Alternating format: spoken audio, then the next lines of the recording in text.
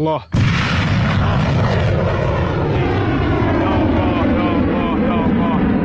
या रब या अल्लाह सद्दिद या अल्लाह। दोस्तों, लगातार उत्तर प्रदेश के सफर पे हूं। कई साथियों के फोन कॉल मैसेजेस आए कि आप देश के मुद्दों को जिस तरीके से दिखा रहे हैं और आपने जिस तरीके से बीते 3 महीनों के दौरान जंग की हर एक अपडेट साझा की है, आप वैसे ही जंग की अपडेट भी लगातार हमारे बीच पहुंचाते रहे, क्योंकि जंग में कई बड़ी अपडेट जो है हर दिन बदल रही है।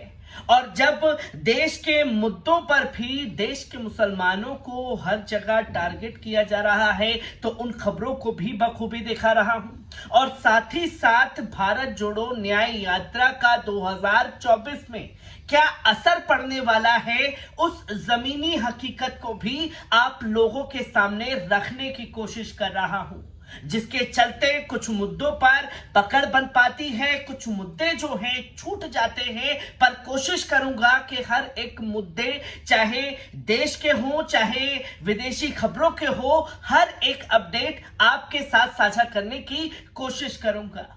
पर सबसे जरूरी खबर जो सामने आ रही है कि यमन, जिसमें लोग शुरुआत की जंग के दौरान मेरे खिलाफ वीडियो बना करके ये बता रहे थे कि कोई नहीं कूद रहा है, वो यमन किस तरीके से जंग में भारी तबाही मचा रहा है, ये चीज भी अब लोगों के सामने आने लगी है।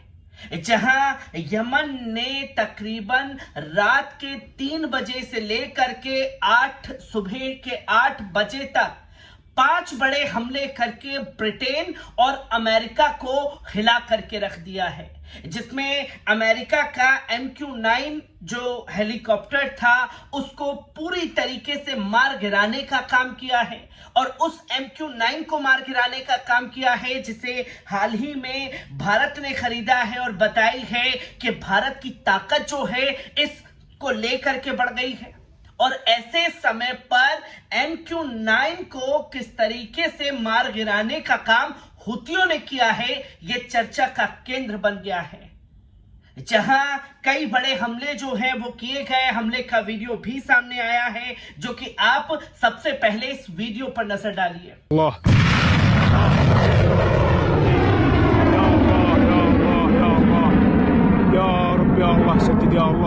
आपने देखा कि किस तरीके से MQ-9 जो हेलीकॉप्टर था उसे मार गिराने का काम जो है वो यमन के हुतियों द्वारा किया गया, जो कि यमन की हुदैदा में लगातार बमबारी अमेरिका ब्रिटेन द्वारा जारी है। और ऐसे में ये हमले को पलटवार करते हुए यमन ने भी संकेत दे दिए, आप चाहे जिस भी भाषा में आप हम पर हमला करेंगे, हम भी उसी तरीके से आपके ऊपर पलटवार करेंगे। जहां लाल सागर में बढ़ते तनाव के बीच अमेरिका ने यमन के हुती नियंत्रित इलाकों में 5 हमले किए, जहां यूएस सेंट्रल कमांड ने रविवार को यह जारी बयान में कहा, जहां शनिवार को 3 मोबाइल एंटी शिप क्रूज मिसाइलों को उड़ाने का काम यमन के हुतियों द्वारा किया गया, जिसमें से एक मानव रहित जहाज और एक मानव रहित जलीय स्तर पर जो शिपिंग है उसको उड़ाने का काम किया गया है। ये हमले रात के 3 बजे से लेकर सुबह 8 बजे के बीच में जो है किए गए, जिसने एक हड़कंप मचा दिया है। और सवाल खड़े होते हैं कि सुपर पावर अमेरिका, जिसकी टेक्नोलॉजी इतनी उम्दा, जिसके हथियार इतने उम्दा, और कैसे यमन के आगे जो है घुटने टेकने के लिए मजबूर है, क्योंकि यमन के ऊपर भी हमले के बीते 1 महीने होने जा रहे हैं। और इजराइल जो है वो हमास के ऊपर हमले कर रहा है अमेरिका के हथियारों के दम पर, और इजराइल जो है हिजबुल्लाह के ऊपर हमले कर रहा है अमेरिकी हथियारों के दम पर।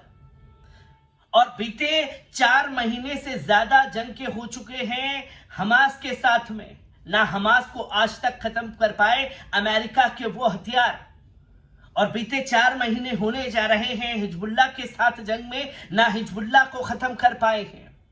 और यमन के भी बीते 1 महीने हो चुके हैं हमलों को लेकर के लगातार, न वहां कोई खास असर अमेरिका के हथियार दिखा पाए हैं। जो कि ये संकेत मिलने लगा है कि पूरी तरीके से जंग लगे हुए हथियारों से इजराइल और अमेरिका कूदे हैं और उसकी हवा निकालने का काम जो है वो यमन द्वारा किया जा रहा है। जहां आपको बता दें कि गाजा में युद्ध के बीच ईरान समर्थक हुती लगातार लाल सागर और अदन की खाड़ी में हमले कर रहे हैं। हुतियों ने कई व्यापारिक जहाजों को निशाना बनाया है जो इजराइल या अमेरिका से जुड़े हुए हैं। हुतियों के खिलाफ अमेरिका ने एक गठबंधन बनाया हुआ है, जिसे मैंने शुरुआत में कहा यह गठबंधन नहीं बल्कि एक झुंड है, एक अकेले यमन के खिलाफ, जहां 20 देशों को उसको लाना पड़ा है और यमन के खिलाफ अमेरिका को जगह जगह जाकर के मदद मांगनी पड़ रही है। साहब आप हमारी मदद कीजिए, आप हमारी मदद कीजिए, हमारे लिए ये खतरा बनता जा रहा है। और जो अमेरिका कर रहा है वो इस्लामिक कंट्रीज के लिए, वो मुस्लिम देशों के लिए कोई खतरा नहीं है। आज अगर फिलिस्तीन की बारी है तो कल किसी और देश को इसी तरीके से निशाना बनाया जाएगा, जो कि ये तस्वीर सामने आई। यही नहीं, अमेरिका ने युद्धपोत और फाइटर जेट की मदद से यमन के हुतियों के कई ठिकानों को भी तबाह कर दिया। इस बीच ताजा हमले में हुतियों ने अमेरिका के MQ-9 प्रेडिटर ड्रोन को मार गिराने का दावा किया। भारत भी MQ-9 श्रेणी के किलर ड्रोन को $4 अरब में 31 की संख्या में अमेरिका से खरीद रहा है। अदन की खाड़ी के पास हुई इस घटना के बाद अब अमेरिकी ड्रोन की क्षमता को लेकर के सवाल खड़े हो रहे हैं, जहां भारत ने उसे $4 अरब में खरीदा,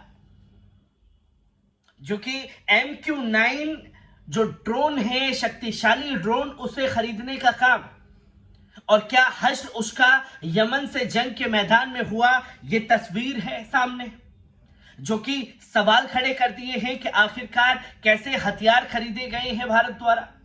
जो कि फिर यमन में हुतियों का प्रवक्ता ब्रिगेडियर जनरल याहिया सारी ने कहा कि हमने अमेरिका के MQ-9 ड्रोन को हुदैदा इलाके में मार गिराया है। अमेरिका का यह ड्रोन आक्रामक मिशन पर था।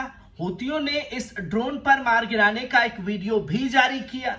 अमेरिका के ये ड्रोन सबसे आधुनिक माने जाते हैं और उसे इसकी ताकत के रूप में देखा जाता है।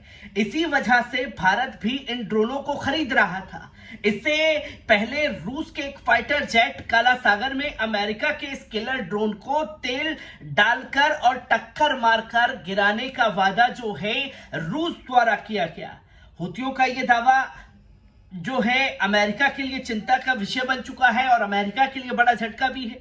इस बीच अमेरिका ब्रिटिश सैन्य गठबंधन ने यमन के लाल सागर बंदरगाह पर हुदैदा के हुती ठिकानों पर कई हमले किए, जिसके बाद सैटेलाइट टीवी चैनल अल मसीरा ने शनिवार को कहा कि हमले बंदरगाह शहर के उसके आसपास में हुए। इसमें शहर के उत्तर पश्चिम में अल सलीफ जिले में रास इस्सा का क्षेत्र भी शामिल है। अमेरिका के झुंड वाले देशों ने यह बड़ा खुलासा करके एक हमले की जानकारी दी।